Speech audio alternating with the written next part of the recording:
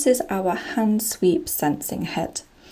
With this circuit you have the power supply, you have your LED strip, and then here you have the one zone sensor unit.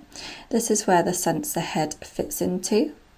The sensor head is a flush design. You would have an 11mm hole where the sensor head would fit into, and it's a really easy snap fit design into the sensor unit for easy installation. The cable is 1 meter, so this allows for flexible placement. This is the one zone sensor kit. We do have a double zone where you would have double sensors. This is just the one for now. This sensing head is useful for cabinets, closets, wine racks, anywhere where a hand would be involved in the area of use.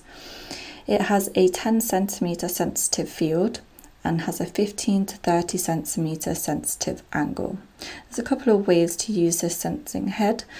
If you hand sweep in both directions, the light will turn on gradually, and then once swept the other side, it will then turn off gradually as well.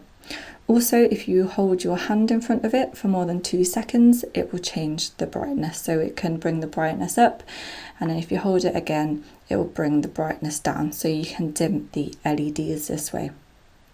Like I said, the cable has 1 meter, so you're able to place the sensing head quite flexibly away from the circuit. And this is the one zone sensing unit.